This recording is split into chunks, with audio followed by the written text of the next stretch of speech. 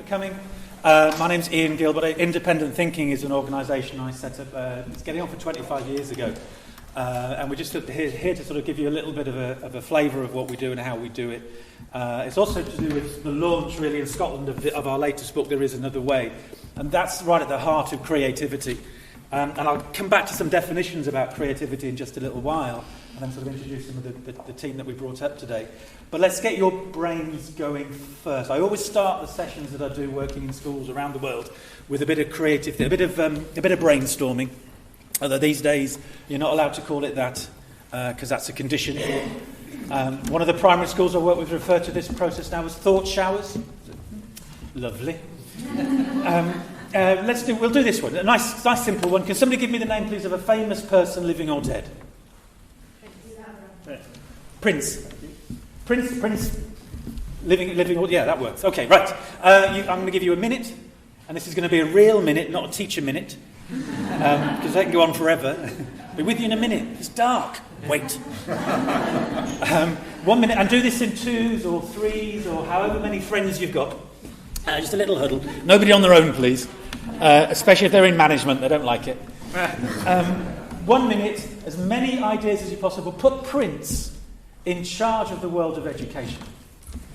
In how many ways would things change in your classrooms or your working environments if you're not a class teacher, across your schools, across Edinburgh, across the country? There are no rights or wrongs. You go for as many as you possibly can. If you have got pen and paper or whatever, you jot them down because we're going to count them up at the end. It's quantity over quality. That's what we're looking for. 1 minute. Prince in charge of education. Anything goes. Allons-y.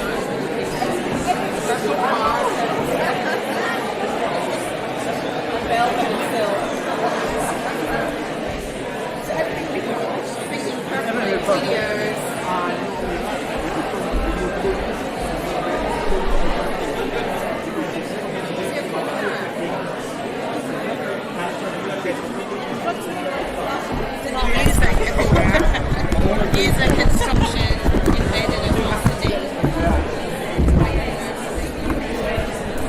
Women will be given key roles in all areas of school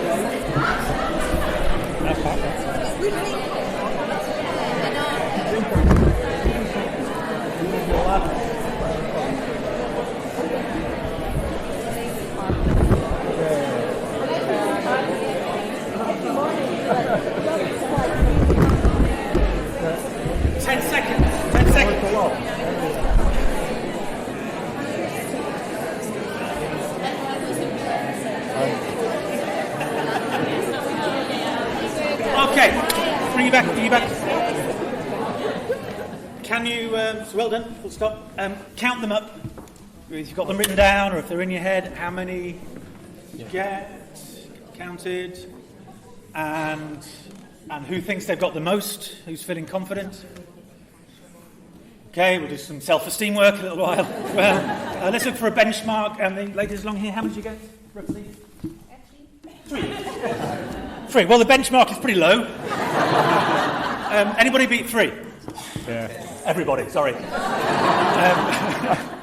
You got 10? Yeah, we got it. Anybody beat 10? 20. 20. Well done. Yeah. New questions. I'm asking you... We're serious Prince fans. Come on. I'm asking you how many you got. There's a phrase from creative thinking you might have come across. It's actually by a French philosopher from the last century who said, nothing is more dangerous than an idea when it's the only idea you've got. You've heard that? In education, for all sorts of reasons, we do a lot of the convergent thinking. What's the answer? And quite often it's the answer that's in the teacher's head.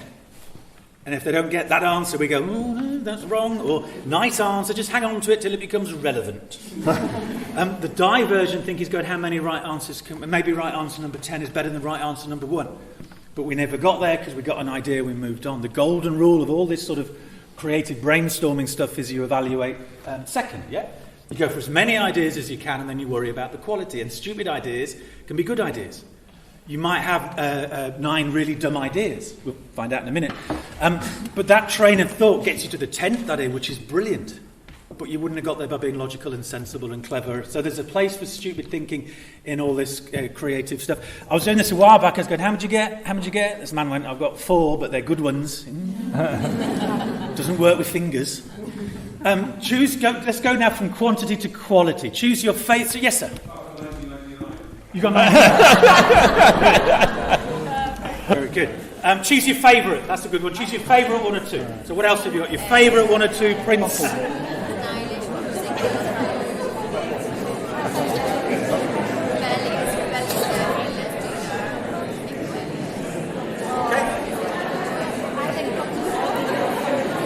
Yeah. Okay, bring it back. Bring it back. Don't make me have to whisper. Favourite one or two? What have you got? I've got rebellious. Rebellious. Or rebellious. What was from your three? What was your favourite one or two? Maths to music. Maths to music. Doing maths to music. Very good. What else have you got? So let's take three more. Prince in charge. Everyone wears flamboyant clothes. Everyone wears flamboyant clothes. Very good. You'd like that one.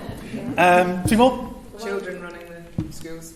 Children running the schools. Not just running around the schools. Children running the schools. It's different. It's just a little word, but it's different. One more. The world would be more funky. The world would be more funky in the lesson. Fantastic. There you go, Prince in charge. It could be worse. I do the exercise quite a bit. Different names crop up at different times. Elvis comes up. Imagine if you'd have chosen him. David Beckham used to come up quite often. Imagine if you'd have chosen him. You get different ideas again. We generate ideas sometimes from our own perspective, from our own shoes. But then we run out of ideas, and we think, well, that's it. But if you just step into somebody else's shoes, you'll get more. There are as many ideas as there are shoes. So imagine if you'd have chosen Beckham, different ideas again. One primary school I worked with in England, they said if the SAT, the test results are any good, the head teacher has to run through the corridor with their shirt off. You laugh and then you go, oh. Another Beckham one is all the children named after the places where they were conceived. So you register like a geography lesson. You're going, Ben, Idorn, is he in? Rebecca Taxi, is she here? Anybody seen KFC? George Michael, imagine if you'd chosen him, different ideas again. Slumped over your register. One teacher went through like the entire Wham back catalogue and it was loads of puns and it was wake me up before you go to playtime. After school club Tropicana. Last Christmas I gave you my homework. What else we had? Robbie Williams, you work in groups of 5 and then you split up. My favourite one recently, it was quite a difficult school in Essex, and it was Jonathan Ross is what they chose, and it was back to basics, focus on the 3 W's. There's a number of reasons for the creativity starting in that way. So one of them, I need to get your brains going. It's a bit of an icebreaker. And it's better, I think, than doing that thing where you go round the people, tell me who you are, where you're from, what you hope to get out of the session, and if you're a bit of fruit, which bit it would be. You've done that. Which womble are you? I'm the angry womble, just get on with it. It's also to do with mental limbering up. Research from Oxford from a while back found that in a learning situation, mental limbering up makes for more effective learning. So we're just getting your brains ready to sort of take these ideas on board and be able to run with them in a more effective way rather than just... Well, so we hit the ground running. It's also about creativity, fundamentally. And for me, there are a number of definitions of looking at creativity. And if creativity is going to move up to number 3 on the list, we need to understand maybe what it is, or the number of things that it is, because I don't think it's just one thing. So when I'm getting you thinking creatively, it's to do with thinking about seeing what everybody else sees, but thinking new thoughts. That's part of creativity. People see education there, Prince there, and actually let's put them together and see what happens. I saw a tweet once somebody had done, which for me is the embodiment of that aspect of creativity, and it was somebody had taken a photo of like a cafe in a station, and it was a bit scruffy, and there was one pigeon sitting here, one pigeon sitting there, and the tweeted type was, I saw a pigeon having an interview earlier, I hope he got the job. So I think that's fantastic. It's also about making links. Seeing links that aren't the creative people put things together that other people don't put together. So I'll give you an example. Can you give me the name of a household object, please? Kettle. Kettle, very good. Can you give me the name of a household object, please? A cooker. Give me the name of a household object. Okay. Give me the name of, let's try down here, give me the name of something you would find in the supermarket. Baked beans. Baked beans. Baked beans and Hoover. That'll work. 4 things that a baked beans and a Hoover have got in common. 4 things that a can of baked beans and a Hoover have got in common. Just with the person next to you, 30 seconds. 4 things in common. What's the link?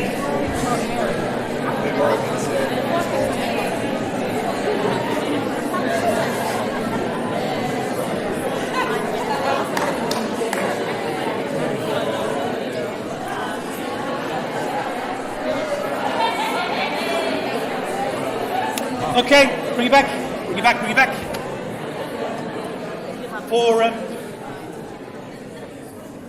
Four things then. What have you got? What have Hoover and baked beans got in common? Wind. It's the old dual cyclone beans. 3 more. What else you got? Hey? They're both full of rubbish. They're both full of rubbish. All those E numbers. 2 more. They both roll. They both roll. Yeah, brilliant. 1 more. You've got to open them to get the contents out. Fantastic, very good. So it's just making these connections, and you start to get into the mindset where you just start to see connections that nobody else sees. There are other ways of looking at creativity, but one that really resonates with me is that it's a refusal. Creativity is a refusal to do what everybody else does to see the world the way that everybody else sees it. Independent thinking, our motto, if you like, used to be on the business cards, is do things no one does, or do things everyone does in a way no one does. So fundamentally, it's this idea that I refuse to follow the way that everybody else is doing it. I refuse to go, and this is our sort of current logo, if you like, on this book, There Is Another Way. You've got 2 fish going that way and 1 fish going that way. And it's not just to be contrary, just to annoy people, but it's saying if everybody's going that direction, the creativity, the innovation, the ideas are going to lie in that direction. And even more so when you've got people going in that direction being told this is the only way, this is how education should be, this is what teaching and learning looks like, this is how you should do discipline. This is whenever there's those sorts of messages, then you know that there is another way. And as soon as you have that mindset, there is another way, you know you're going to find alternatives to the way things are. And one of the great things about independent thinking is that by osmosis, if you like, we've just found there's about, I lose track, about 50 associates who are the fish going in that direction from a whole variety of different aspects of education, who are saying, well, actually, you're telling me that's the only way to do behaviour. Well, I'm doing it like this. And you know what? It really works. And not only does it work in terms of behaviour, but it works in terms of the child's well-being and self-esteem and all the other stuff as well. But your system doesn't work. So there's always another way. So that, for me, this creativity as refusal is at the heart of the independent thinking. I choose to think for myself on an ongoing basis, and it's encouraging and supporting educators to do that. And so these are some of the books that we do. But these books, there's loads of ideas in the books. There's loads of ideas in us. But we're not here to tell you the system, to tell you this is what to do. We're here to say, well, this is what we do. It's fun. It works for us. But it might not necessarily work for you. But take the ideas, take the concept, take this approach, which is there is another way, I'm going to go in that direction, you will find things that work for you, inspired maybe by the stuff that works for us. So we're not here to tell you what to do. In any of our work around the world, we're not here to tell you what to do, just sharing ideas. What you get with that, though, with this going in that direction, is you get an element of uncertainty. So you then start to get a bit scared.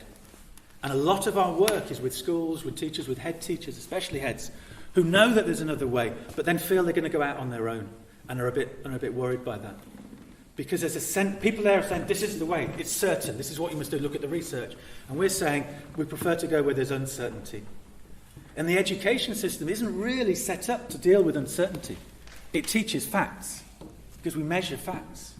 So you start dealing in uncertainties with young people, and they get a little bit scared. And what I've noticed is it's the most academically able who are the least able to deal with uncertainty. Richard P. Feynman. Do you know who's Richard P. Feynman? Do you know? He's a Nobel Prize-winning physicist from the last century. Died in the 90s, I think, or the early 2000s. He was one of the biggest brains of that epoch. He was on the Manhattan Project. He was quite young, so he was quite low down the pecking order. But his first public lecture, he had Einstein and Niels Bohr, same hair, sitting on the front row. So that sort of level. And he was being interviewed, and he says, there is no learning without having to pose a question. And we're great fans of questions in independent thinking, getting children to lunge at the first question that comes into their head. Not the answer. The answer's a full stop. An answer's a dead end. This is about going that way first. There's no learning without having to pose a question, and a question requires doubt. And he says, this guy, the scientist, is never certain. He says, scientific knowledge is a body of statements of varying degrees of certainty. Some most unsure, some nearly sure, none absolutely certain. So if we're teaching our academically able children that this is the way it is, these are the facts, this is how the world is, we're doing them a disservice, because the Nobel Prize winning physicist is saying there is no certainty. But there's somewhere between we don't know to maybe it's this. So some of the work that I do when I'm working with young people, and that's another thing, we're all practitioners. We're all there working with kids, working with teachers, working in schools on a regular basis.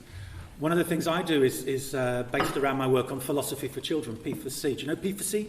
You know P for C, good. I had to sort of find a quick way of doing P for C, so I developed these questions that are designed just to get kids' brains to hurt. I call them thunks, T-H-U-N-K. Thunk, it's the noise the brain makes when you start thinking about these things. One little lad I was doing thunks with, he was about 8 or 9, and at the end of the session he said, I've just realised how big life is. Just by having an hour with a complete stranger asking stupid questions. Questions like, is a broken down car parked? Now, the key with the thumb, there's no right, so the answer is either yes, no, or something else. An other is fine. I don't know because is a perfectly valid response. Okay, because the world's uncertain. I don't know because it is absolutely valid. Okay, so yes, no, maybe it's something else. I don't know because other is fine. So just try it. You've got again, just 1 minute, just with your newfound friends. Right? The thunk is, remember, there are no rights or wrongs. There are no rights or wrongs. That's such a powerful statement to get across in a lesson. There are no rights or wrongs. It's about what you think. It's not about what you know. Is a broken down car parked? 1 minute just with the people next to you, come up with what you think. Please. Just go next.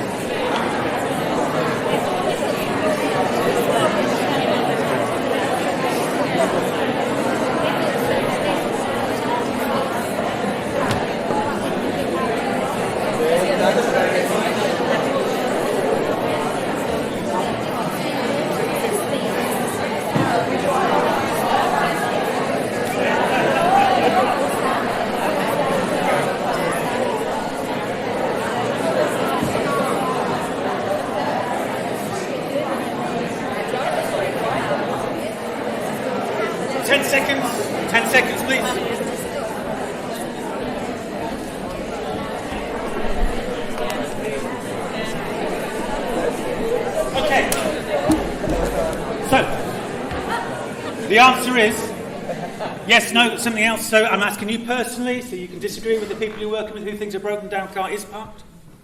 Is parked. Be confident.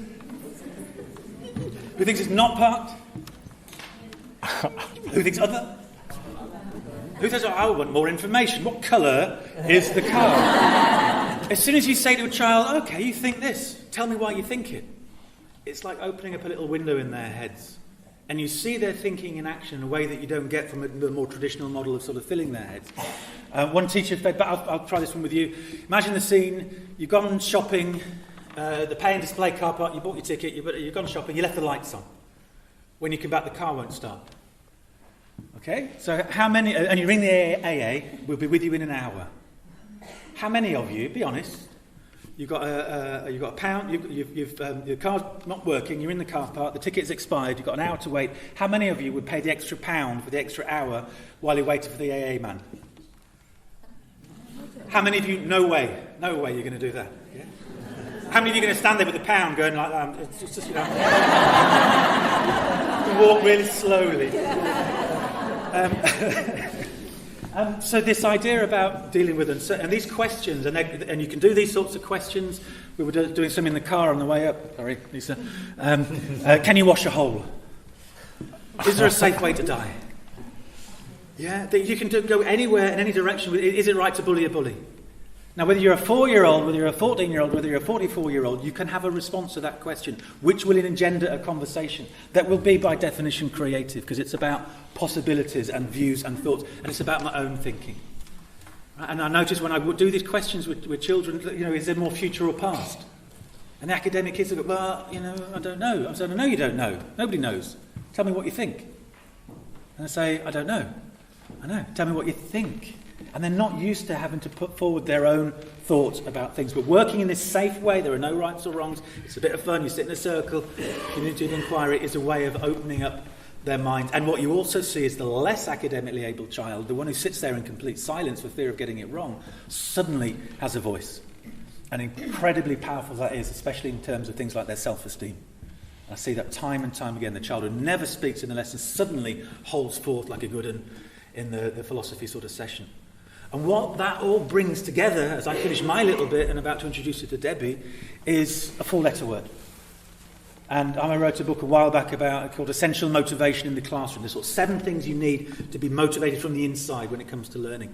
And number 7 is this 4-letter word. And we know if you have this 4-letter word, then you live longer, and you live happier, and you live healthier, and you achieve more, and you're motivated from the inside.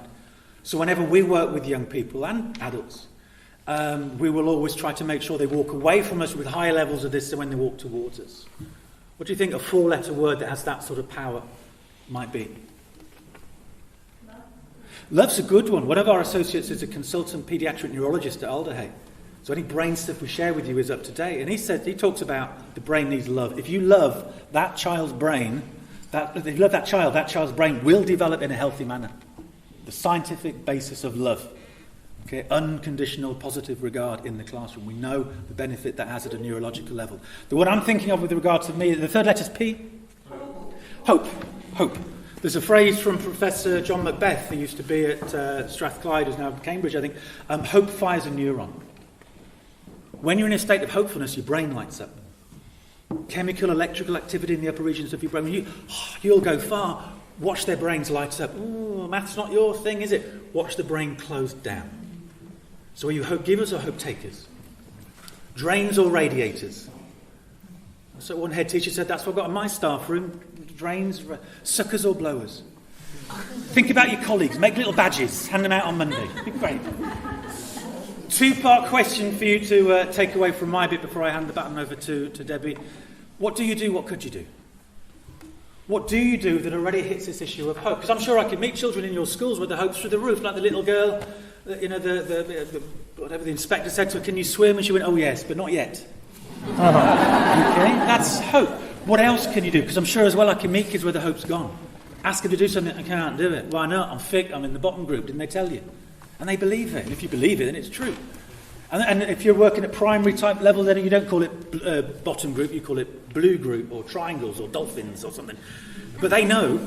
You ask them to do something, I can't do it. Why not? Well, I'm a stupid dolphin. Go and ask those leopards, they'll help you.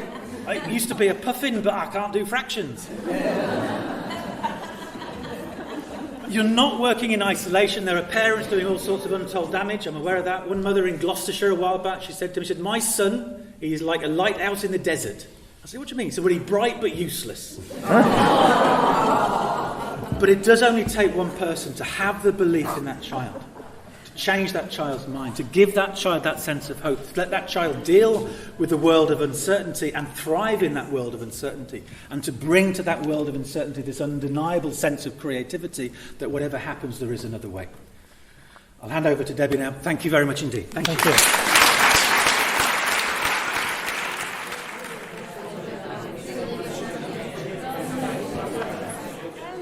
Right, I'm going to try and share with you a 7-week scheme of work in 15 minutes. Is that all right? So you're going to have to work really hard and fast. And the first thing I'm going to ask you to do is to put everything onto your chairs and stand up and copy everything I do.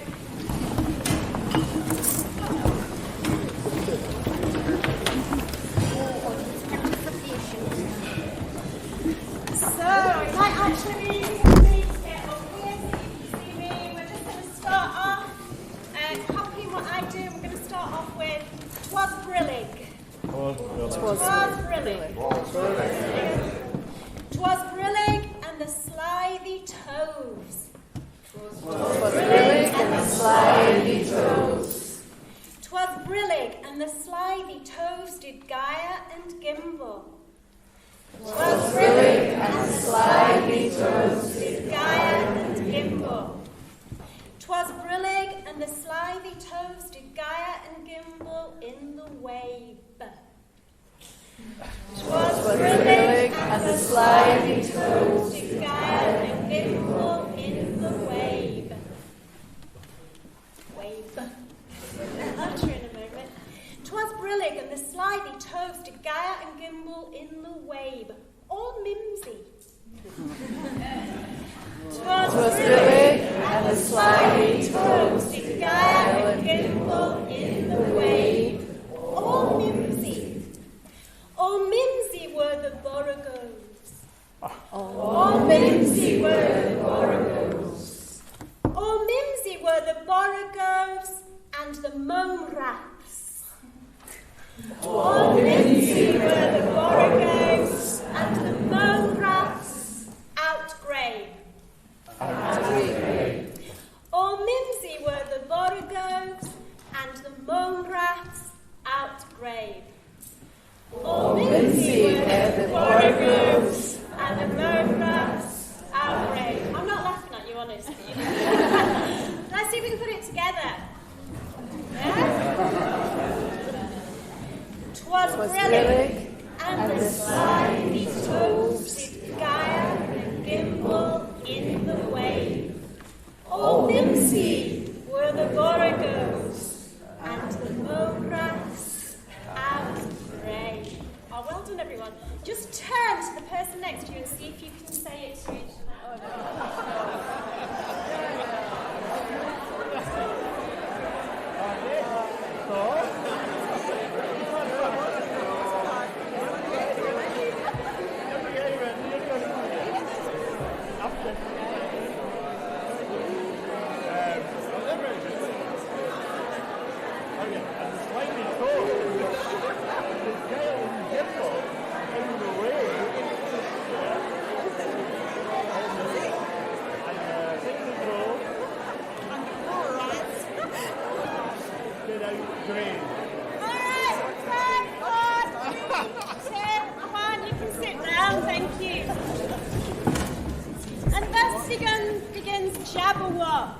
greatest poem ever written, in my opinion.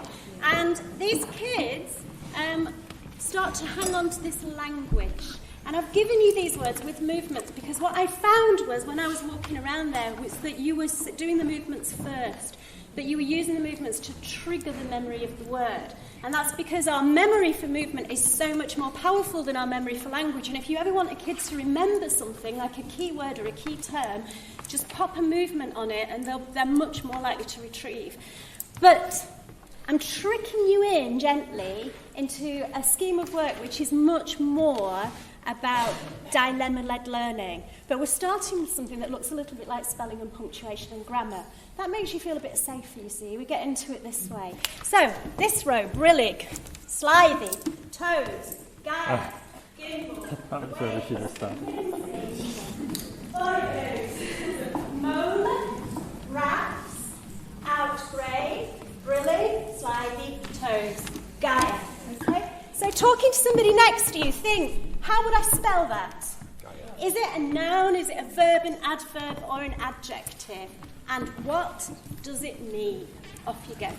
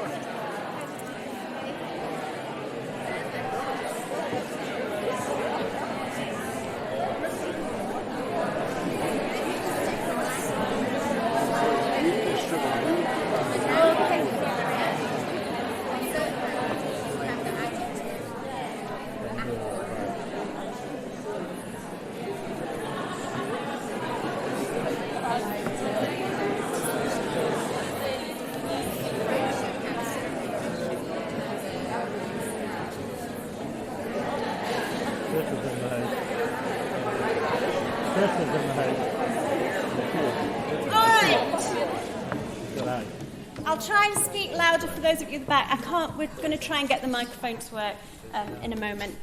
I'm not going to ask you for your definitions. If I had a class of 30 here, we'd go around and we'd build this. But I just want to read to you the response, the piece of writing that my group collectively got from that exercise. Because what we're moving is from a stanza to a piece of beautiful prose. And this is what they wrote. It was the kind of cold that creeps under your skin. That's what brillig means, apparently. It was the kind of cold that creeps under your skin and makes you feel as if something bad is going to happen. The small, thin, slimy toves were stumbling in circles, their eyes weeping with acid. In the deepest, densest, darkest part of the forest, borregos stood, miserable and morose, their 3 eyes downcast at the ground. Somewhere in the distance, at the edge of the oyster ponds, the moangrath turtles shrieked, their shark-like mouths open wide, calling out a warning, beware. It's lovely, isn't it? And collective writing from children is a really, really powerful thing to do. So we have this place. My question to you now, can you turn to your partner, and you can answer it really quickly, is this a place you would send your children out to play? Most people say it depends on the child.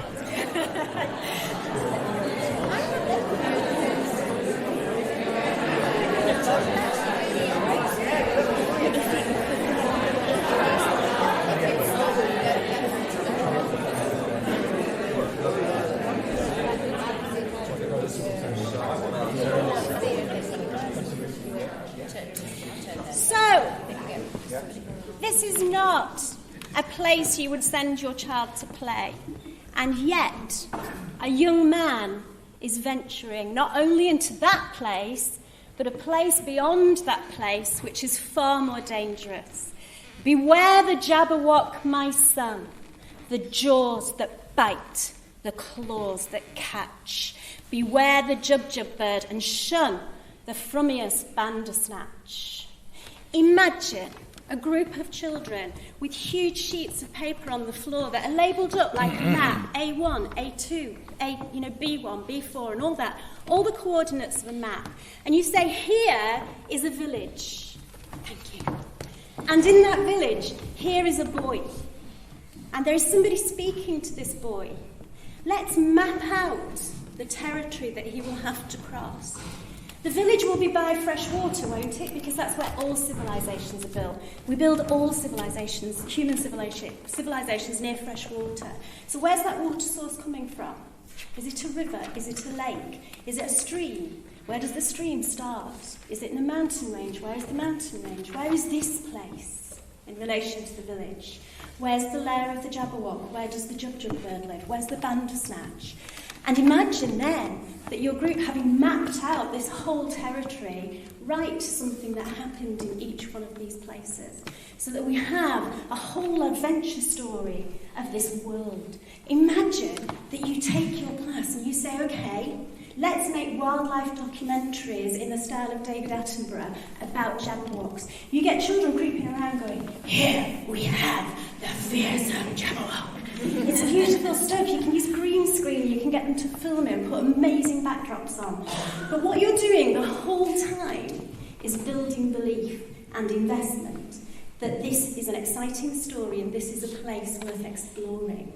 My question to them, because if we look at this idea of all learning coming from questions, is why would anybody leave the safety of their home to venture into that danger?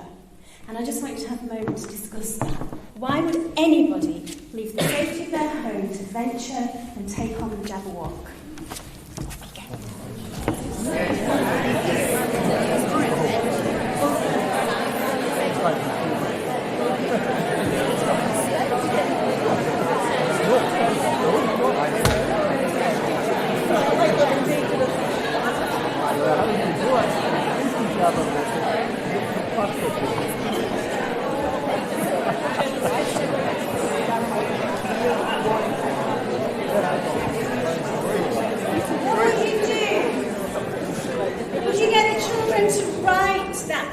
Would you get them to create still images and perform that story? Would you get them to create an epic song, imagining that in years, centuries ahead, this song will be written about this situation? Most of them, I don't know what you said, but most of them will come up with the idea of there's a virus, a terrible disease that's spreading through our village, and only the head or the blood or the eyes or the eggs of the Jabberwock will cure it. Or the Jabberwock has attacked our village. Well, this is an initiation ceremony. This is his coming of manhood. This is what he has to do. Whatever it is, they know from all the stories they know that there will be a reason for this man to leave, this child to leave, and to come back with the head. Now let's imagine over the 6 weeks that you've been working on this, they have begun to love this character. He's had so many adventures. In C3, he took on the Gilbert, and D5, he rested by a tum-tum tree and stood a while in uffish thought. What were his thoughts? What was he thinking? What was he feeling? He took his vorpal sword in hand. What's a vorpal sword? Who made it? What's it forged out of? What's the inscription of it? What are its special powers? Get your kids to design them. They have invested, and he returns. He returns with the head of the Jabberwock. And what I want you to think of just for a moment, before I bring him in, is what kind of welcome are you going to give this hero as he walks down this aisle? I want to hear and see that welcome just coming out of you. He's been away maybe for a year. He's sacrificed everything to go. And here he is, back with the head of the Jabberwock. Give him a welcome.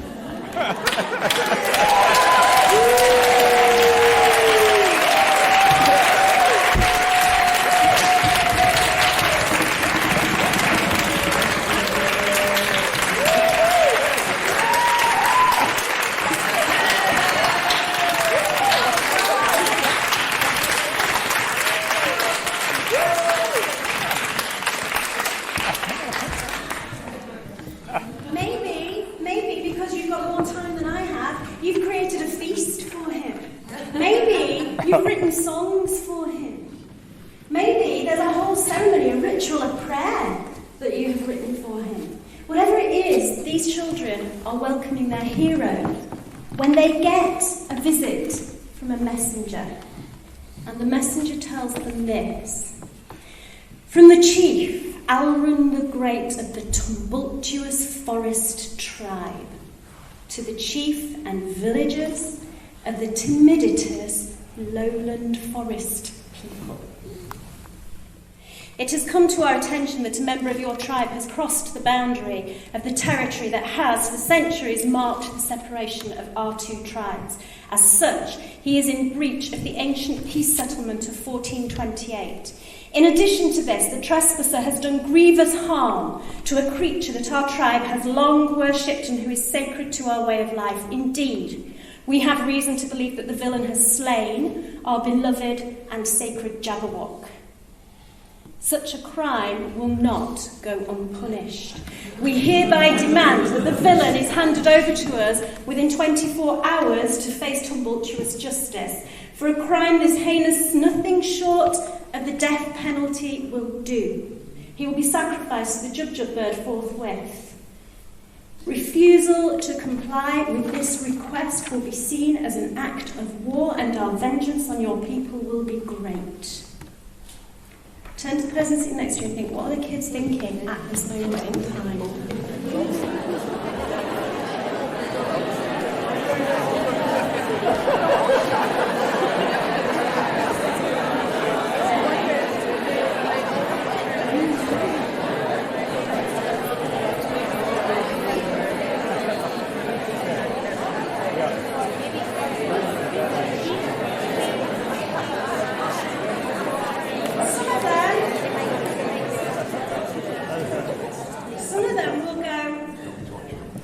Sorry, mate. You're going to have to go. And others will go, we'll go to war with them. We'll fight them. And there's a reason I've called them the tumultuous tribe and us the timiditous lowland people. And maybe we need to look in our history books and find out what happened the last time we fought with these people. Maybe we need to send scouts out to their village to find out that they have much, much better weapons and defences than we do. Maybe, as a teacher, you need to plan this so that the way that what the children are left with is trying to negotiate peace. Does that make sense? From Jabberwock, you're into every conflict that has ever existed in every human sphere of our planet.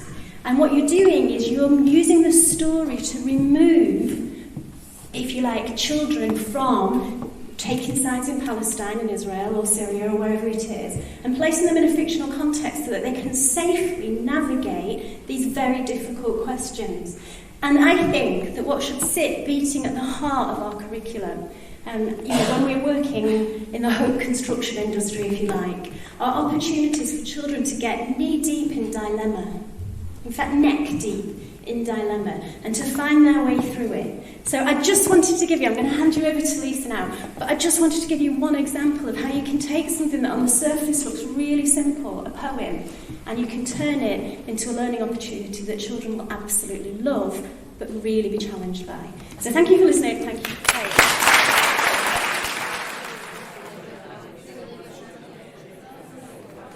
Something all the time, being part of independent thinking, and I've just learned from Deborah I'm about to do something that's going to kill people.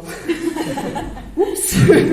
Never mind. Right, to get us started, I want you to do a little riddle, and I actually want you to do 3 riddles. And I use these 3 riddles when I'm thinking about planning lessons for any students, so hopefully it'll make sense. Here's riddle number 1. All right, I'm going to give you 2 minutes to try and solve this. You've got an empty room. There is nothing that you can hang anything on. There are no window ledges, no door frames, a completely empty room. In that empty room, you've got a candle. It's about this big, about that round, stands up by itself. You have got a box of matches, and you've got a box of pins. They're ordinary drawing pins that you can stick into the wall. Your goal is to have the lit candle 5 feet off the ground without having to hold it there. You've tried melting a bit of wax to the bottom of the candle, sticking it to the wall. That did not work. How are you going to get the lit candle 5 feet off the ground without having to hold it there? You have 2 minutes. Go.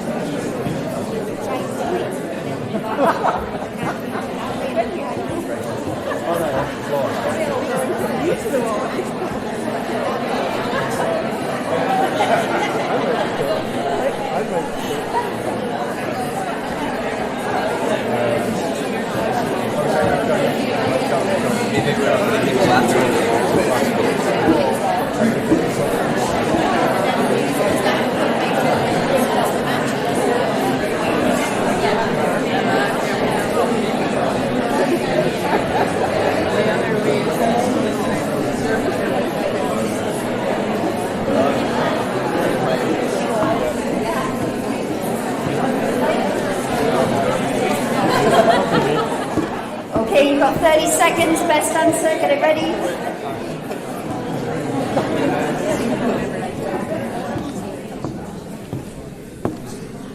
Okay, does anyone think that they've solved it? Okay, we've got someone. Put it on your head. Put it on your head. I know why I bothered. Right, for quickness, I'm going to tell you the answer. If you had worked this out, what you should get is a sense of satisfaction from working through the problem, okay? But the answer is, you take the box of matches, you tip out all the matches, you've then got the box, you then take a pin, you then pin the box to the wall, you've now got a shelf. Look at them, they're like, I had that, I knew that. Andy's got a diagram. Excellent.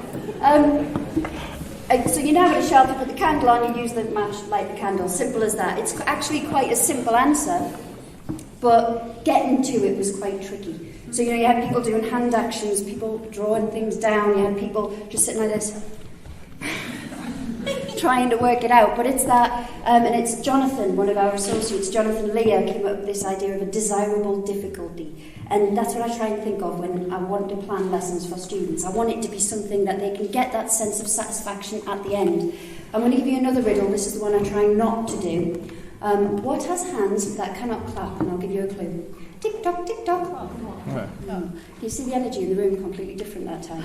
Yeah? First time it's like, oh, what if? And drawn diagrams. That time it's like, clock, we're done, move on. I'll give you another one, actually. You might need to take some notes. Right, here we go.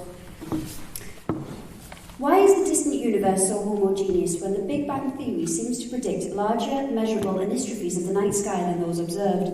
Cosmological inflation is generally the accepted solution, but are other possible explanations, such as a variable speed of light, more appropriate? Worth thinking about. The favourite answer I got when I said that was 42. Yes, absolutely. With that one, actually, switch off. Too hard, not going to bother. So when I'm thinking about planning lessons for students, I'm thinking about those 3 riddles, and what I want is that first riddle. I want it to be something that they can wrestle with. Now, I used to be an advanced skills teaching and learning leader, which is a stupid title that they give people that they want to keep and they've got absolutely no idea what to do with. And they did offer me a leadership position, and that would have been dead nice and easy, but people were saying the things that you do, you can only do it because of who you are, because your position in the school means that students respect you and everybody just knows and they've got to behave. And so I quit and I went on supply. And I've been on supply now for a year and I've learned a lot. But one of I'm going to do a lesson with you now very quickly. And it's one of my favourite lessons. I'll tell you why at the end, okay? But it's that desirable difficulty. Now, I wasn't allowed PowerPoint, so I laminated some stuff. If you look down this side under every chair, we've got about 4 copies of something. Can you pass it along so everybody can see one? And over this side, it's over that side. Underneath, you pass it along so everybody can see one. Nice and quick, because the time's running out.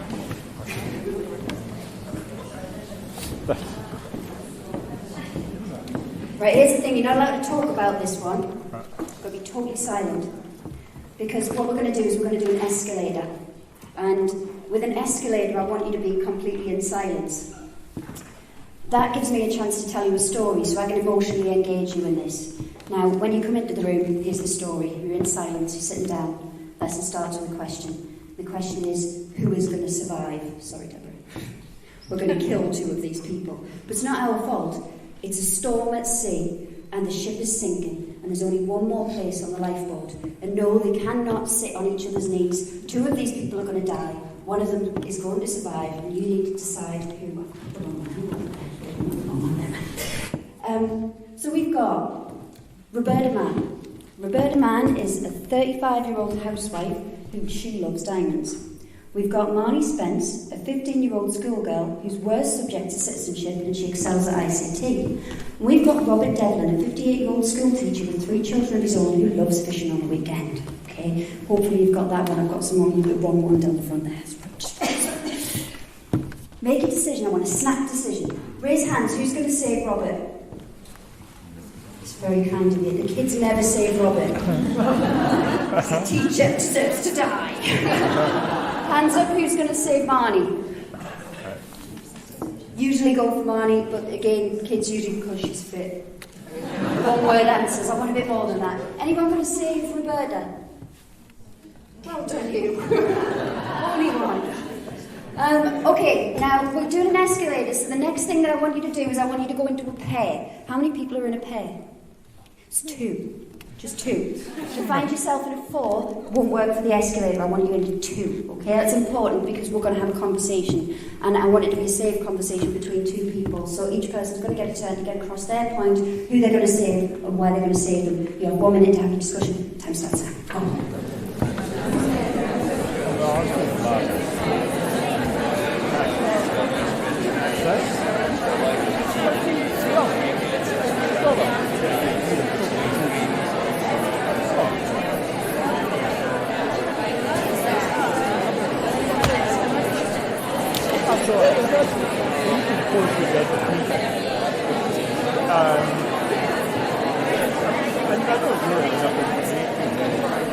Okay, everyone, I'm just going to stop you there. Okay, I'm done with that. We're escalating up the group work here, so doing it really quickly, but with the students, I'll be like, 30 seconds, person number 1 speak, 30 seconds, person number 2 speak, so I can teach them turn taking. So that's why they're in a pair, they're in a 2. And the next step is we go up to a 4. And in that 4, because they've had that moment of actually being listened to by the other person, they don't feel quite as bad about putting their ideas forward. So what I found is if I'm doing group work, if I escalate it up to group work, I start as an individual, I emotionally engage the person in the story. The next step, we go into a pair, we turn take, we've actually been listened to. Then we go into the 4. I find that it really helps the pupils to get involved in the group work if we do it in that way. Now there's a little bit more to this story. And I'm going to ask my associates, please, to get over here and help me because I'm going to help you with goals now. So you're going to stay in your 2. We're going to see whether your minds change. What we've got in here, can you just open? Is we have a thought ball, all right? Now, inside this, it's just a plastic ball, hole cut in it, but inside this is a thought that's supposed to make you think and go, like that. It's supposed to change your mind. So let's see if you change your mind from the original person, and if my associates can just grab as many balls as you can, get them out. Every single one of these balls is different, so once you've read it, put it back in and pass it around the room, okay? Off you go.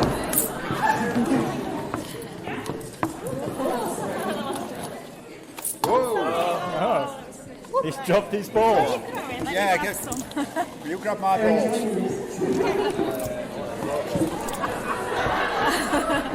Share 'em out.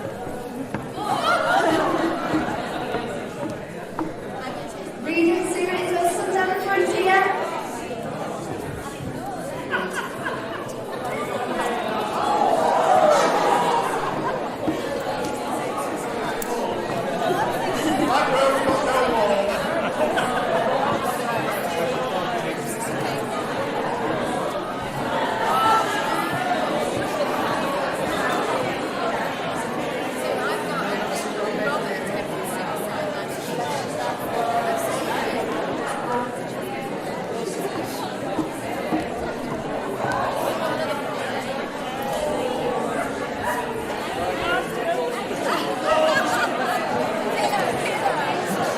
Keep passing them balls for about 30 more seconds.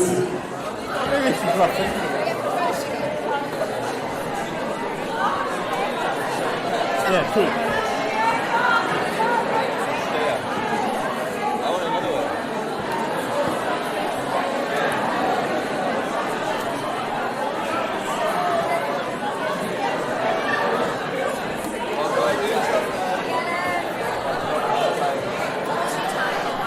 Okay, I'm going to count you down, and then I want all of your balls out of your hands, okay? 10, 9, 8, get it out of your system, 7, 6, 5, 4, 3, 2, 1, time's up.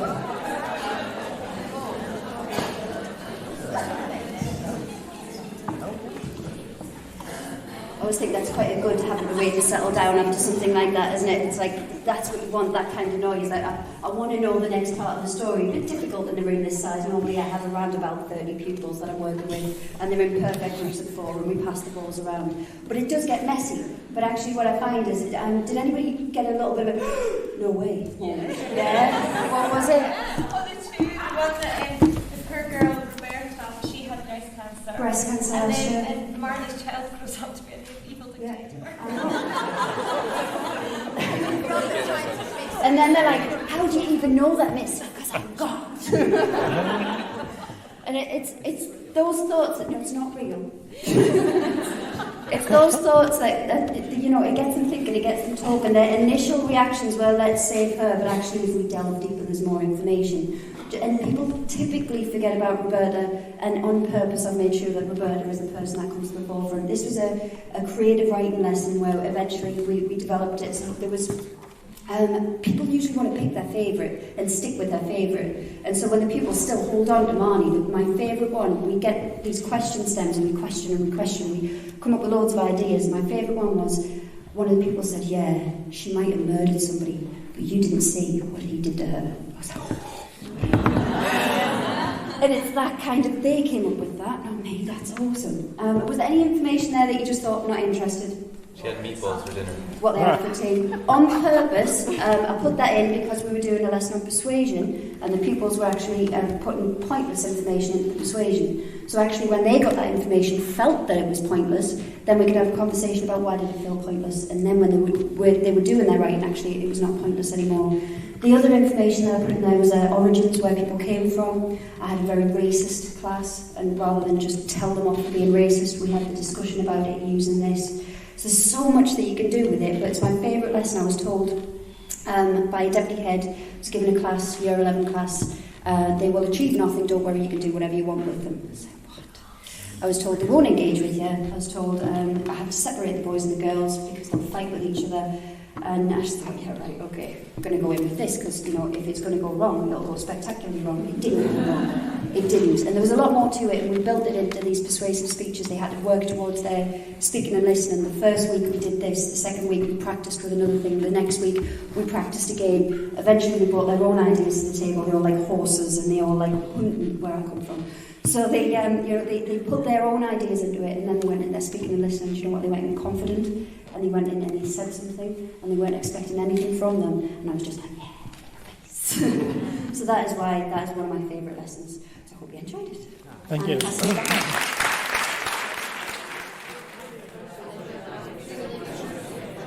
Can I tell you about this lesson? I'll tell you about a couple of lessons now. Lisa started that off.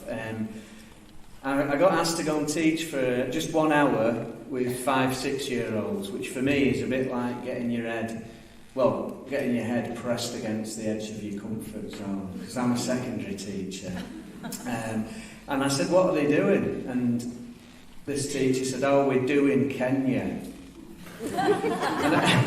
What I've learned about primary is they don't mess about, they do stuff, don't they? They do, a bit of Egyptians, they do Romans, they miss a bit, do Tudors, and then they cut it short for harvest. So we're going to do Kenya. And so I night before, because I'm organised, I tried that 5-minute lesson plan, it wasn't happening. I googled Kenya. Right, I've never been to Kenya, so I googled it and I discovered I'm never going to go to Kenya. Because Kenya appears to be one of the most frightening places on the planet, according to Google. So I've changed my tack and I did Google images. And I got this lovely picture then of 2 lions. Can you picture them? Yeah. And so I thought, that's it. We're going to do about lions. And we're going to do about how do you look after lions. Just for an hour on a morning in Bristol. So I rock up and I've got these lions on, and I'm saying, look at these lions. And we talk about lions, and they're all on the carpet like you do. And we're chatting about lions, and they know loads about lions. And I said, what about these lions? Let's name them. Should we name these lions? And they're all like putting their hands up. They have a little think, and then they put their hands up. And this little boy says, Thunder. That's a great name for a lion. That is a great name for a lion. So we've got Thunder, but there's 2 lions. What should we call the other lion? And straight away a hand goes up, and I'm thinking, this kid's got it. Go for it. And he says, Colin. It was Thunder and Colin. The 2 lions.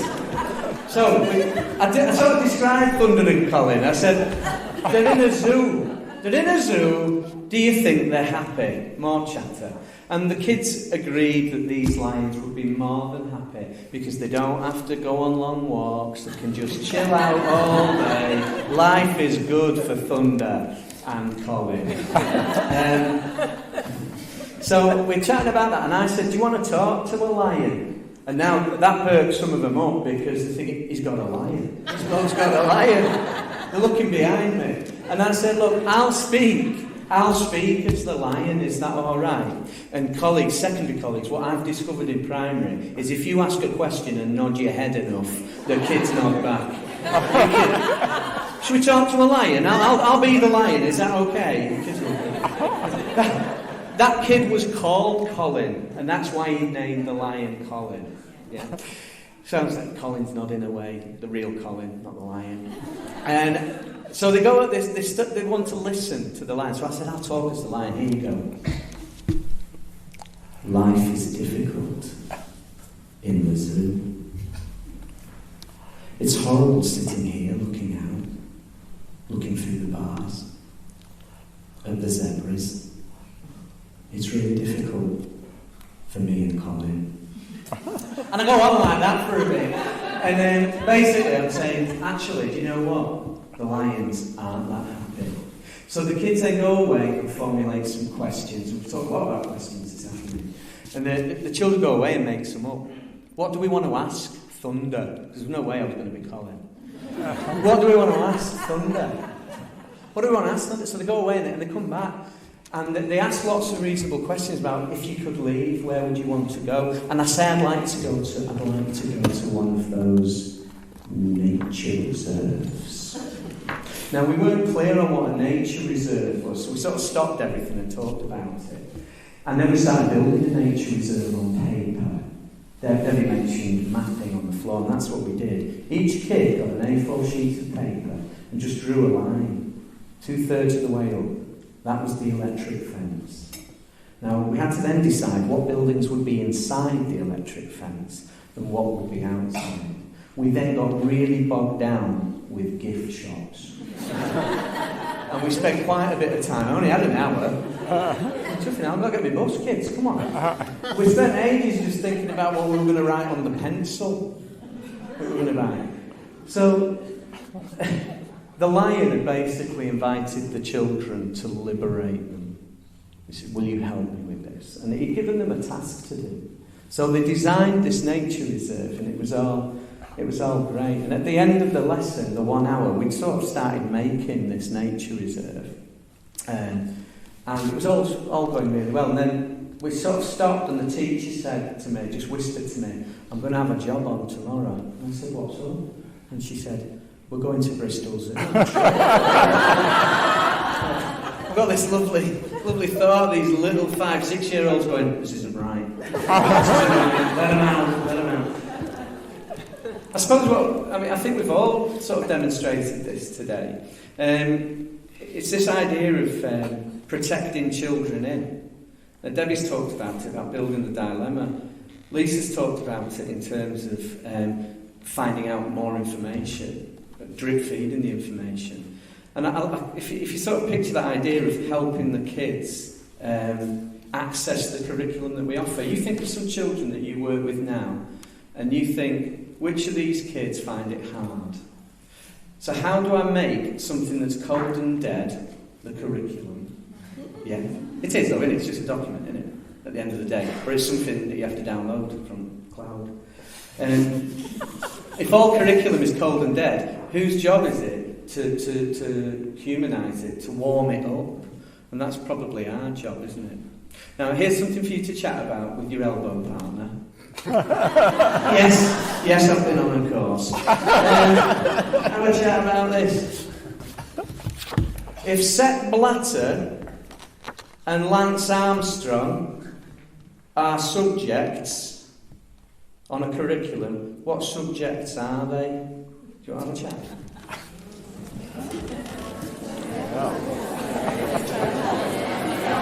How long have I got? 5 minutes? Shall I just do this? Yeah, whatever, love it. Yeah. Fairly shape from me. I could do that, I could just hang on, I don't need PowerPoint, I feel liberated. Slide down from.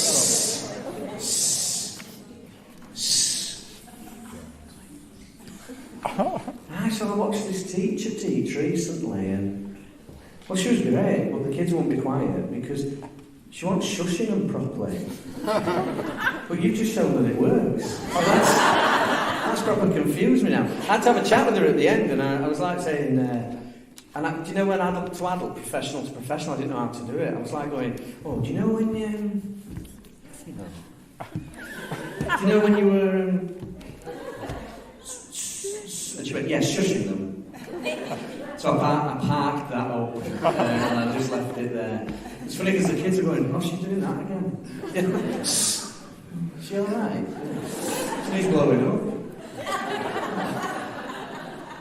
I don't know what I'm talking about. Oh yeah, just to quiet you down. Right, so, what subjects are there? A lovely thing happened when I asked that question in a secondary school. A lovely thing happened during twilight, and not many lovely things happen during a twilight, do they?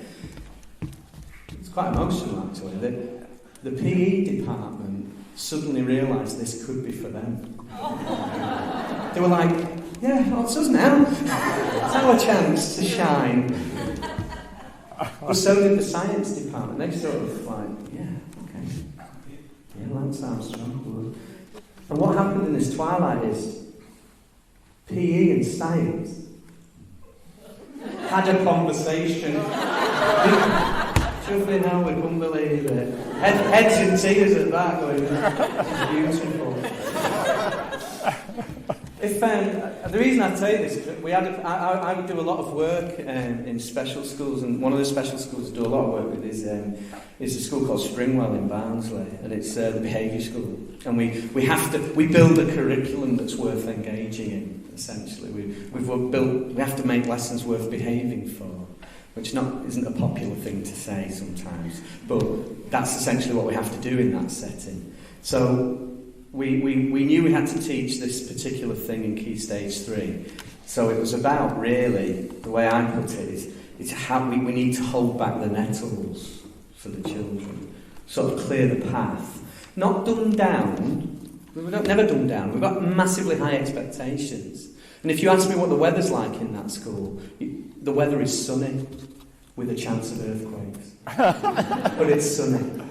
So what we're doing is parting the nettles. And the way we're starting this piece of curriculum work is we're starting with Sepp Blatter and Lance Armstrong. And maybe you talked about the subjects. Maybe you talked about what those two... The ideas, those two men, those figures, the ideas and themes that dropped in your mind. That's what we did as teachers, planning. And we talked about greed, abuse of power, corruption, blood. And we cleared the nettles ready for the study of Macbeth. That's what we did, because we had to do Shakespeare. So I suppose I'd love to bang on for ages now, like we all would, but there's the point. How do we clear the nettles for all the children? Because within that lies expectation, and the high expectation that we have. Is that okay? I think that's probably my 15 minutes. Thank you.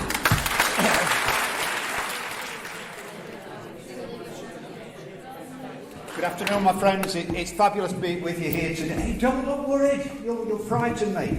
Surely you've counted. There's 5 of us, and I'm number 5. The end is nigh. Good afternoon, my friends. It is fabulous to be with you today, and my message to you is this. In the words of Wilfred Peterson, begin with the end in mind, and walk with the believers, the courageous, the cheerful. Walk with the planners and the doers. Walk with the successful people, those with their heads in the clouds, but their feet on the ground. And let their spirit ignite you to leave the world a better place than you found it. It is lovely to be in Scotland. For a whole variety of reasons, it's lovely to be in Scotland. But the best reason of all is this. Scotland is the home of the world's best street sign. I found it in Fife a few years ago, and it says, for Scotland's secret nuclear bunker, follow the A92. And for me, that is the spirit of independent thinking. That is the spirit of there is another way. It's this way to the secret nuclear bunker. Because I passionately believe that if you do think independently, if you think about what is in your heart and what's in your soul, you can take your school, your organisation to fabulous places to where you have got no right to get. So it's this way to Scotland's secret nuclear bunker. It is fabulous to be with you. Now, Ian Gilbert at the back is a very, very important man. He says, well, you've got the job of the final slot today. He said, are you clear on your mission? I said, no, Ian, not really. He said, well, that's okay. He said, because I shall tell you the success criteria. I thought, well, that's going to be handy, because in England, that's what we do with the children. We tell them what they're going to learn before they learn it, which is a really good strategy, because then if they don't learn it, well, you say, no, they've missed out on. He said, I'll give you the success criteria. He said, your last person on it, he said, at some stage you must be amusing, you must say something funny, you must make the delegates laugh. I said, there's no problem there, Ian. Wherever I go, people laugh and point. And then he said, at some stage you must say something that's deep, rich, meaningful and profound. I said, ooh, that could be a challenge. I said, is that just one thing that's deep, rich, meaningful and profound? He said, oh, yes, well, that will confuse people. And then thirdly, he says, by the time I finish at 10 o'clock tonight, he says, I've got to leave you in a sense of high spirits, as though you're hovering just under the ceiling somewhere. I said, leave people in high spirits? I'm not sure I can do that. But then I thought about it again. When Tony Blair was elected Prime Minister on the back of education, in England he said we must make sure that our educational policies are acceptable to the readers of tabloid newspapers. So if I'm going to leave you in a sense of high spirits, there's only one thing to do. Let's start off in the depths of despair. So I thought I'd look at what some of the things that tabloid newspapers have been saying about teachers and schools and things like that. And I may as well be honest, they're all from the Daily Mail. So here we go. Sack bad teachers before they start. Now, that's brilliant. I don't know how you know that they're bad at this point, but clearly we must get these people out of the profession straight away. Ofsted are now going to inspect the dress code of teachers. Clearly this is far too demanding a job for a head teacher to do. So we're going to have teams of Ofsted inspectors roaming the nation, looking for scruffy teachers with leather arm patches on their jackets and custard spilled down the ties. Now the beauty of this story is it broke during the Christmas holidays and all the schools were closed. They could not find anywhere to send these reporters and photographers to. And I thought this was brilliant. So they based the whole article on the BBC television series Waterloo Road. I think that's... Whenever I've got secondary people in an audience, I like to watch an episode of Waterloo Road first. It allows me to speak from a privileged position. Teachers to wear bulletproof vests to stop unruly pupils biting them. Now, I'm always looking for a business opening, but poor teachers, they're being eaten alive. I will make these bulletproof vests. I'll put a little pocket in for the dry white pens to go in and things like that. I've got this vision. Early morning briefing, head teacher finishing off the comments for the day, and the teachers there strapping on their bulletproof vests, ready for another tough day teaching phonics in year 2. Then I thought about it again. Well, you know, some of us may have worked for some quite troubled young people. Some of us may have had the odd kick or the odd bite, but you know what? I've worked something out. These children don't aim at the midriff. They go for the extremities. So I'll rule that out. More than half of teachers are unable to name 3 poets. Now we are going to do a test. We've been going all this time, but we've not done a test yet. And England schools are the most tested schools in the Western Hemisphere, so be careful, Scotland. We are going to do a test.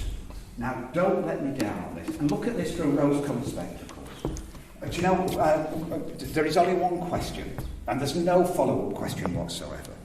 I was talking at the start. I said, I'm really glad to be here, Mr. Burns. It's fabulous. I don't know why I said Mr. Burns. His name's Cameron. But to help you, you might want to think back to your own education. That could be the keys to your success. I was working in the Lake District quite recently, and I looked across and I saw the fields, and I saw a host of golden daffodils. They're only words, but words worth £1 million. Okay, now don't let me down. Any PE specialists in the room? Good. Right, okay, don't let me down. There is only one question.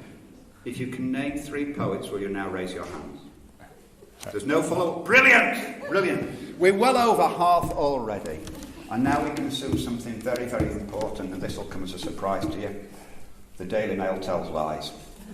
And you know what? Things are all right. And in preparing to come here and reading some of the information about the Scottish system and the Scottish curriculum for excellence, things are all right. Things are better than all right. In fact, things are that good, I've got a special treat for you. Everybody in this room today is now going to be fast-tracked to promotion. Isn't that fabulous? We just turn to the person beside you. Shake them firmly by the hand and say, congratulations. Oh, congratulations indeed, my friends. You have been promoted, and you've been promoted to the position of school inspector.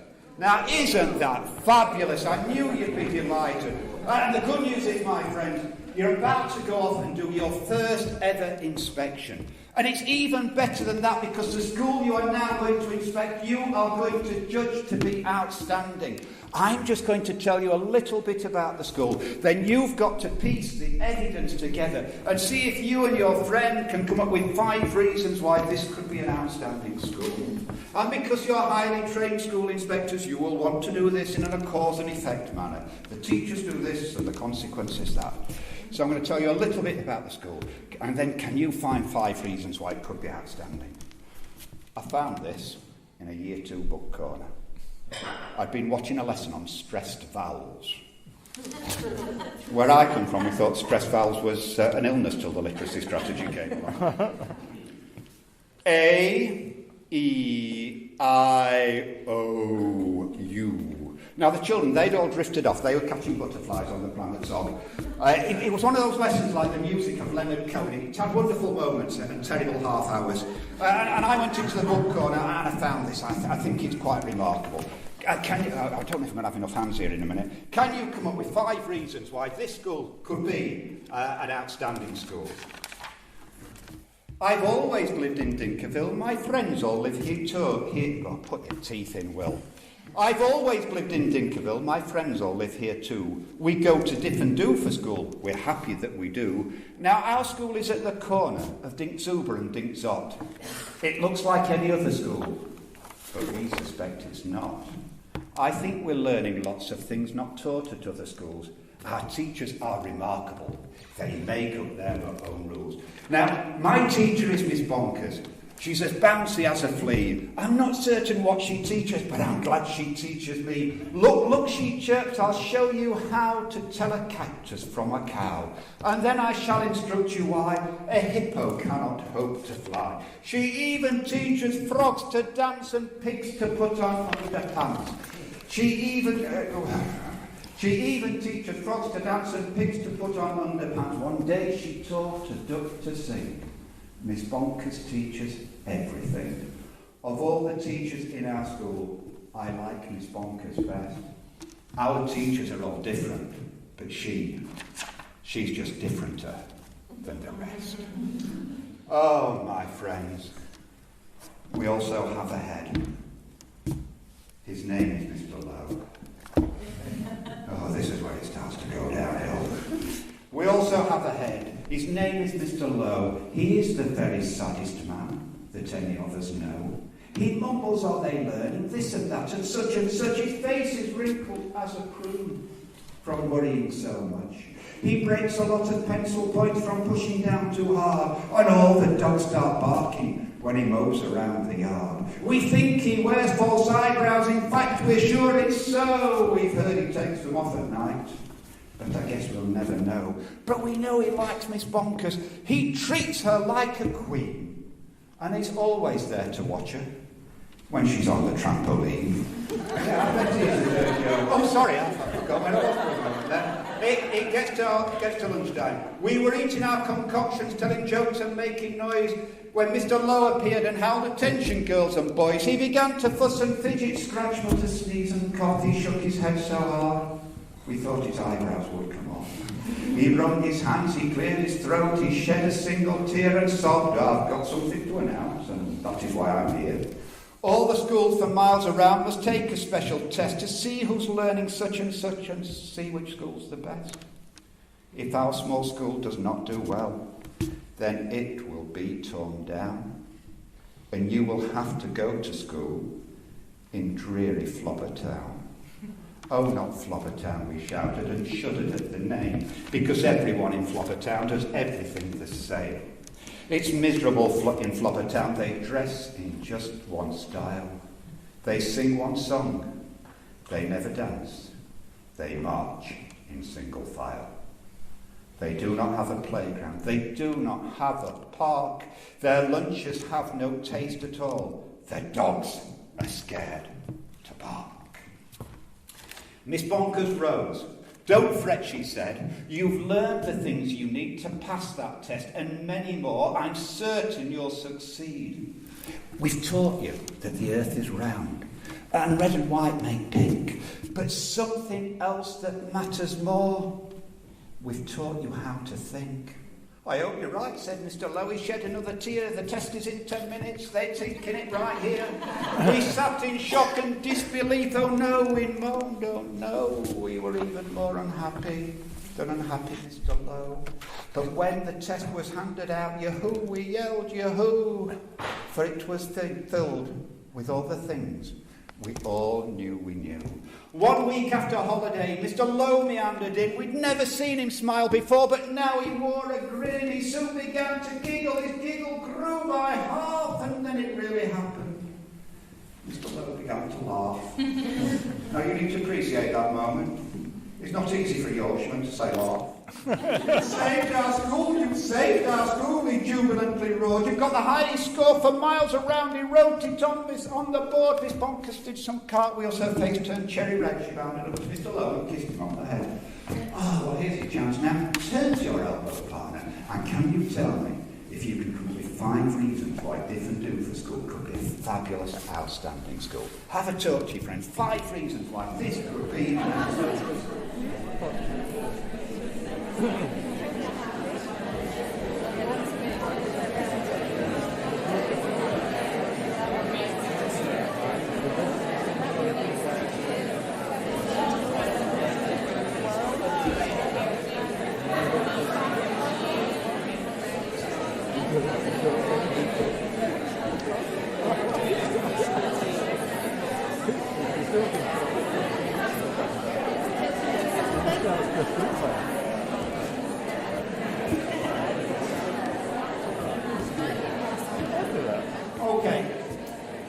Who'll kick me off? I know you're all highly trained Ofsted inspectors, highly trained school inspectors. Will somebody raise their hand with confidence and say, this could be an outstanding school because? Who'll kick me off? Somebody, somewhere. Before we go anywhere, have a tea point. Shall I encourage the others? Okay. Big loud voice. Why could this be an outstanding school? Because the teacher's prepared to take risks. Because, okay, the teachers are prepared to take risks. Do you think that's a good idea? Absolutely. I'm just checking, because what do you know what I really want to know? I want to know what you think. Because I think in England sometimes we work in a system whereby we're constantly told what to think. And I want to know what you think. And you think it's a good idea to take a risk. Are you a school leader by any chance? Or? I work in arts education. I'll say, any got any head teachers in the... Do you want the teacher to take a risk? Absolutely. It's Scotland policy. Absolutely not. The teachers are prepared to take a risk, and they're prepared to take a risk because there is another way. Brilliant. Who'd like to... Very good. 2 points. Now, who'd like to go second? Thank you. Children are happy, the teacher is happy. The children are happy and the teacher is happy. Do you think that's a good idea? Happy children? Do you think children should sometimes have fun? They should have fun all the time. Okay, I think there is a place for the kind of dad. But yeah, I'll tell you what. I've had all sorts of weird jobs which involve me sitting with clipboards, and I see far too many children taught as though they're undergraduates rather than 5-year-olds, 7-year-olds, 9-year-olds, 11-year-olds. Yeah, let's have a bit of fun, and let's the teachers be seen to have fun as well. What a brilliant answer. That's worth another team point. Who'd like to go next?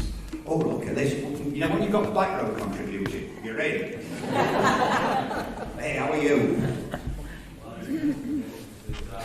The exam results? Okay, thank you. Proof of the pudding, the standards were high. You've got the highest score for miles around, he wrote it on the board. And without any kind of teaching to attest, it would seem, the standards were high. What a brilliant answer. Thank you very, very much. 2 more. Somewhere else? Somebody? Yeah? The teachers believed in the pupils. That's important. It really, really is. And I always think there's something unscientific about that. I've been a privileged career. 42 years of going into some of the best classrooms in the nation. And sometimes you see a teacher and they just say, kids, you're going to do some fabulous work. Kids, you're going to solve this problem. And you know what? The kids believe them and they rise up and do it. But also there's something else important. The teachers have to believe in themselves. Because if they don't believe in themselves, they can't take the risks that are necessary. So there's this sense of belief that runs through the place. What a brilliant answer. I'm going to ask for the 5th one, but as we go into the 5th one, is there anybody in the room who's brave enough to say something positive about poor old Mr. Lowe, because let's be honest, he's had a bad press. So will somebody say something positive about Mr. Lowe? He let it happen. He did. And if this school was an outstanding school, it was created within his vision. He let it happen. It didn't mean he didn't worry. And it didn't mean that he didn't do the self-evaluation skills, because he was constantly self-evaluating, walking around checking, are they learning this and that and such and such. And for me, that's the spirit of independent thinking. It's the spirit of what I call an inside-out school. An inside-out school for me is dependent on two things. What is it like growing up on the streets around your school? What do these children come with? What kind of homes do they come from? Do they come from homes where learning is valued? Do they come from homes with books? Do they come from homes where they talk about learning? Do they come from homes where the children can build relationships? What's the faith builder? What's the cultural builder? You've got a deep understanding of the community you serve, coupled with what's in my mind, what's in my heart, what's in my soul. And when you bring those elements together, that's when it can be powerful.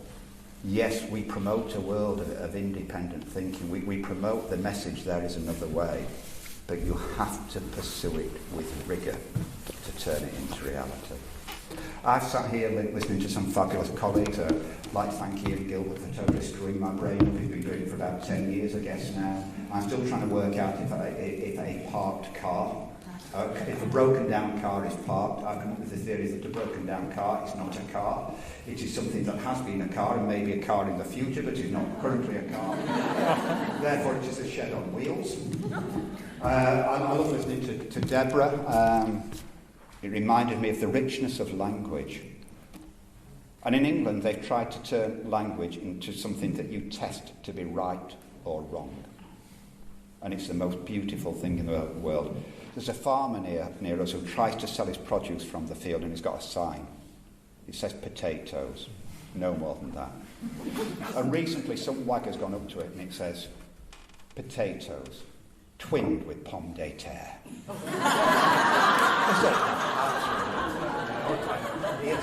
I'll just do this one quickly, then I promise I will. I had to watch a lesson in a Year 2 classroom in November, the run-up to Christmas. The day before, the children had been to Chatsworth House in Derbyshire, the stately home of the Duke of Devonshire. They'd had a fabulous time. No idea what they'd been doing, they'd had a fabulous time. And the next day, the children were still full of it, and the teacher said, now, children, we're going to write an account of the day using time connectives. And she told the children all about time connectives, and the children fully understood what a time connective was, and the children started to write this bland rubbish. We got on the bus. Later on, after that, it was all there, and you'd got to do the feedback. And I went to this little boy and said, tell me the best bit of the day. He said, I got to hold a guinea pig. And he said it was all soft and warm and furry. It was lovely. So I squeezed my hands a little bit tighter. I could feel its little heart beating, and I liked that. So I squeezed my hands a little bit tighter.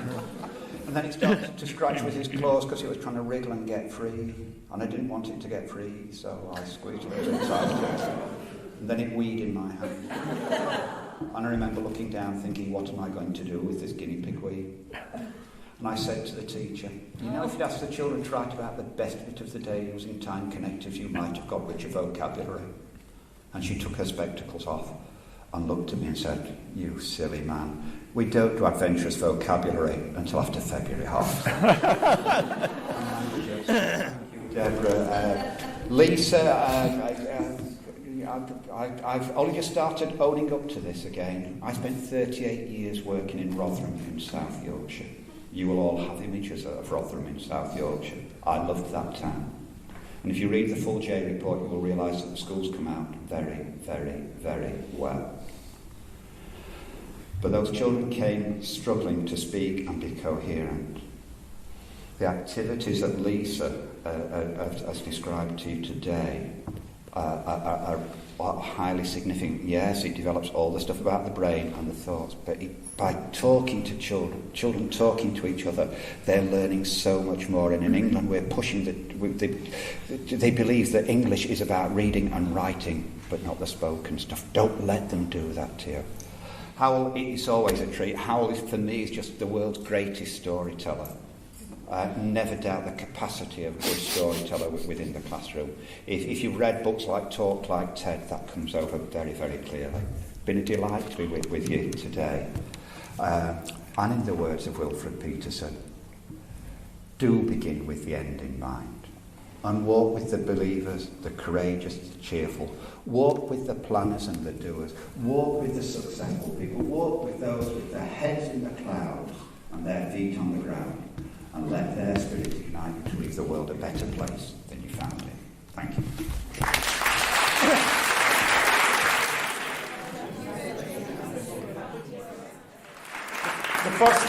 The first time we brought Hywel up, I thought it was the stupidest thing I had ever done. Because by the time he'd finished, people were laughing and they loved him. And they just wanted to be in the same room as him, and nobody could remember my chuffing name. Ever since, he's had more bookings in Scotland than I've had. So I have now added to that 5 times over, because Ian Gilbert, I mean, he's a sleazy git. I mean, how charming, witty, and funny was he? And he's got, I find him disturbingly handsome. I do have to say that. In a strange sort of romantic way, but I mean, he got things off to a great start. And one of the things that he didn't say, but was implicit throughout, there is no answer which cannot be redeemed by the because.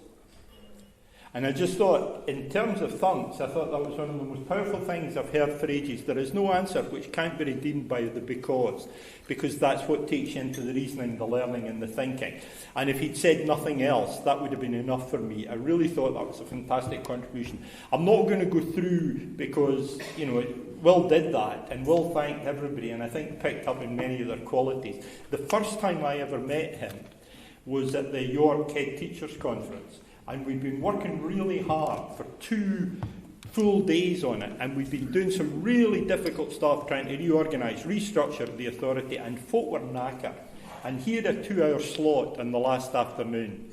And I said, listen, I think we should cut him to an hour. I honestly don't think anybody is going to pick up this group and manage to sustain them for 2 hours.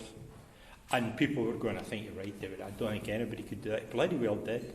He walked in, he stormed it, and the afternoon was sunny with a chance of earthquakes. To quote my colleague Hywel Roberts, I mean, it was just brilliant. He transported the room. The 2 hours shrank to less than 1 in virtually no time, and people ended the session with more energy than they'd begun it. And so that sat exactly with your quote, Will, which I think is perfect. But the other thing I think, just to finish on today, is what's been brilliant about today is just how much joy and fun there has been. I mean, you've had person after person gets up, and I was thinking it particularly when Lisa spoke, that the pleasure that she takes in what she does is absolutely infectious. She giggles, she laughs, she enjoys. And we forget so often we have made our schools too busy for people to enjoy. We have made our schools too busy for people to care. And we've created an agenda of accountability which has gone far beyond the promotion of effective learning. And we've got an opportunity, I think, and Will made the point, we've got an opportunity here in Scotland to do more and to do better.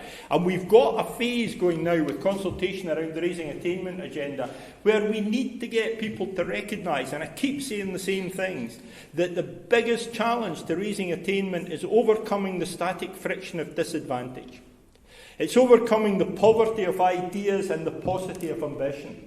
It's getting people to engage. It's getting people to take that first step into learning. After that, kinetic friction's much easier. And the kids that you're wearing a bulletproof vest to stop them biting you, that's not about better phonics. Right? Because clearly they don't have any problems with their mouth at all. But that's not about better phonics. That's about actually getting these kids to park the challenges and the difficulties at the door. Hywel mentioned Springwell School, and Hywel and I have been talking about that a lot over the last 2-3 weeks. Dave Whittaker, out of his own budget, out of his own money, in his school, runs 3 days a week summer schools right through the summer. He uses it as a way to reward young teachers who are not earning very much. He uses it to give them that opportunity, and he uses it to make sure that there's continuity for children who otherwise would go backwards over that period. He does what needs to be done and makes a difference. And he does it in the same way as you've heard it from colleagues today, with sheer joy. And again, to repeat it, Hywel, the weather in that school is sunny with a chance of earthquakes. And that should be our ambition, shouldn't it? I mean, if Prince is running the schools, you'd at least have a housequake for you Prince aficionados out there. You would at least have that. Schools would be a funkier place, we would get on with it. I don't think we need that. I don't think we need that. I think we can do that from where we are. You don't get 100 people turning up in Edinburgh on a Friday afternoon for a gig like this because you guys don't want to make a difference. And there are loads of people who would have loved to be here as well. There are people on Twitter complaining that they've missed this opportunity. And I hope that everybody is going to go out of here reinforced in what you believed in and encouraged to believe more and to do more. And the other thing which has been brilliant, apart from that sheer unbridled joy, was the fact that consistently throughout the day, all of the speakers swept back into outcomes and learning. And Will did it brilliantly at the end, where he took you into that school of Dr. Seuss, chaotic and poetic, and then translated it into learning. And that's not simply a ridiculous dream, because what we do know is that when engagement is there, when care is there, when enjoyment and pleasure is there, when curiosity is fostered, and when children are given the opportunity to realise that any answer can be redeemed by the because, we have the fearlessness that can promote learning amongst children who otherwise would step back from it. And if there is a raising attainment agenda, the mother lode is with these children. It's with people like Chris Kilkenny, whom again, it's an absolute delight to have Chris in the room. And on Saturday, Chris was in Leeds, and he delivered the opening address at the Northern Rocks Conference, which Debbie organises along with another colleague. 500 teachers in the room. And Chris Kilkenny opened it. And one of the things that I said about it at the time was, it's suddenly gone very silent in here. Just Chris Kilkenny's voice speaking the truth. And that's exactly what happened. A man who had been liberated to learn, to explain, to talk. Somebody finally beginning to scratch the surface of the potential that he has. And if you've heard Chris, or if you've seen the video of the creative conversation he's done, you'll know exactly what I mean by that.